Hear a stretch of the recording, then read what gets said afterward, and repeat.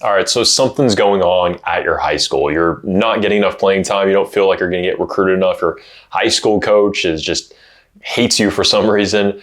I totally understand. I went through the exact same kind of mindset process during my high school career. And so today I'm going to talk about transferring high schools, why you should consider it, maybe why you shouldn't consider it, talk about how to make that proper decision because it is a big one. And I don't want you to do it for the wrong reasons, as well as I don't want you to go into a worse situation than you may already be in. And so if you're new here, I'm Trent Luera. I help families get college football scholarships because I did it for myself. And if you already know what we're all about, super pumped. It's going to be a good one for you, especially if you're considering transferring high schools, or maybe you have thought about it. And so I'll talk about maybe why you should consider that. Now, the first thing, and this is one of the biggest things I think is just so important in decision making in terms of life, is deciding your goals. And so before you make any kind of decision around should I transfer, should I not transfer, which high school should I transfer to, you need to decide why would you potentially transfer and what is your ultimate goal. For example, I was actually on an Instagram live the other day, and this is why I'm talking about this, is because somebody asked me that question, should I transfer high schools as an incoming junior as a running back? And I'm like, that's such a loaded question because there's so many things behind that. What is your reason for wanting to transfer? If your reason for transferring is because I want to play college football, I want to go to a high level, and I'm not going to get enough playing time, or I'm not going to get enough good film at this school, then yeah, absolutely. You should probably transfer, because if you're not going to get a film at this current school going into your junior year, probably the most biggest one in terms of recruiting, and you have a better chance at this new school, then absolutely do it. But if your goal is just, hey, I don't even want to play at the college level, or I don't even care about playing at the college level, but if your goal is more of enjoyment and you really like the high school that you're at, then why would you transfer high schools? And so you need to decide, like, what's the most important goal to you? If it's actually to play college football, then you need to find the school that's going to actually fit that. Now, if your number one priority is to play college football and to get scholarships, to get school paid for and go do that, then I want to talk about Your First Scholarship. So I run Your First Scholarship. We help over 100 families get $16 million in scholarship money. So we're pretty good at what we do. Now, essentially what we do is we save you a ton of time in the process. We have a done-for-you exposure machine that sends out over 400 messages per week to college coaches on your son's behalf. On top of that, you also get 24/7 support to myself and also my team. So any questions you have, responses, camps, whatever you can think of, if you have a random thought that pops in your head about the recruiting process and you're like, I want to run this by Trent, you can literally just message me on your phone and I will get back to you. And the third thing is you get all our playbooks. So I'm talking about transferring high schools right now. You can get our full playbook on how to make decisions throughout the recruiting process, as well as we're entering camp season right now.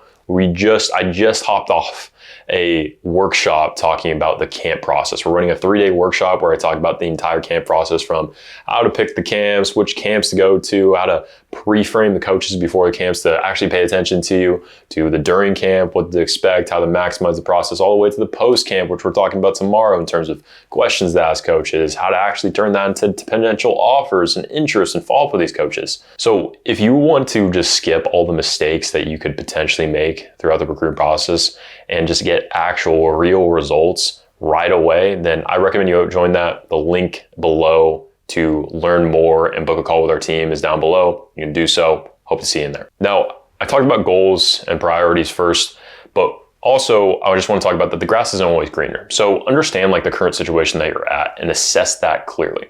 If you're a starter at this school, if you're getting a ton of playing time, if they're feeding you the ball or, building defenses around you, don't think to transfer just because you feel like you're too good for that school. Now, if you're at an extremely small school, that may be an exception.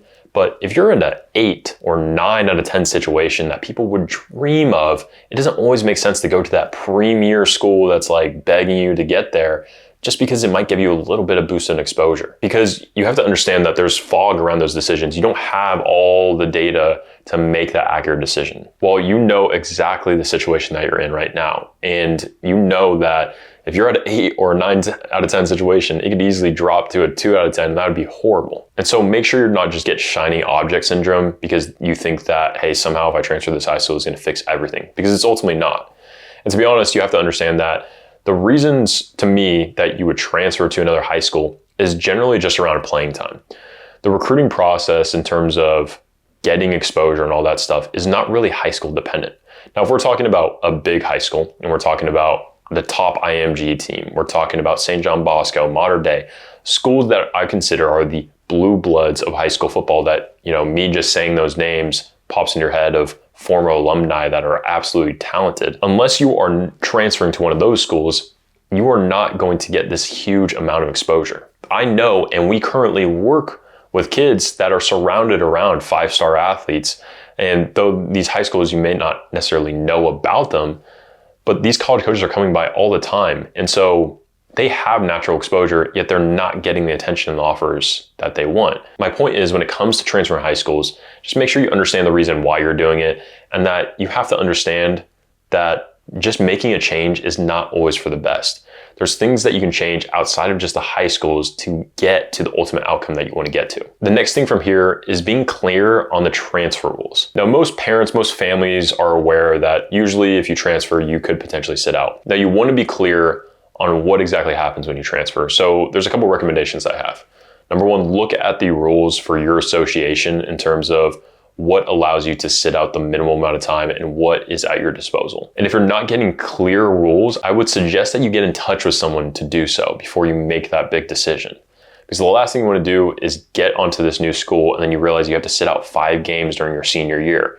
That can be even more costly than just staying at the school that you're already at. Now, the last little hack I want to share is making sure to communicate ahead of time with the coaching staff that you're going to plan on joining. Because there's no reason to just randomly transfer without any communication.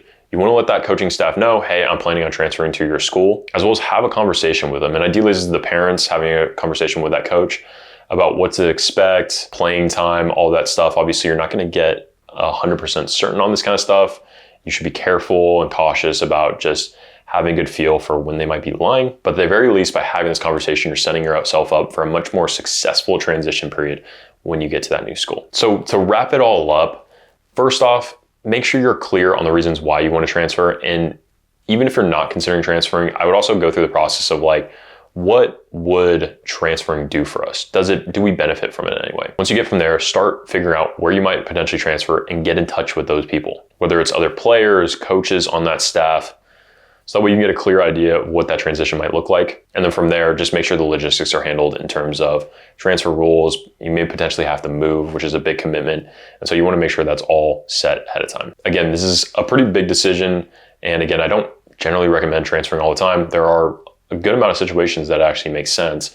And so just make sure, again, that you're doing your due diligence prior and just making sure that it's the right decision for you. And again, if you're looking for more direct one-on-one help, we help you with everything from A to Z in the entire recruiting process, as well as deciding, hey, should I transfer? Should I not? What schools should I potentially transfer?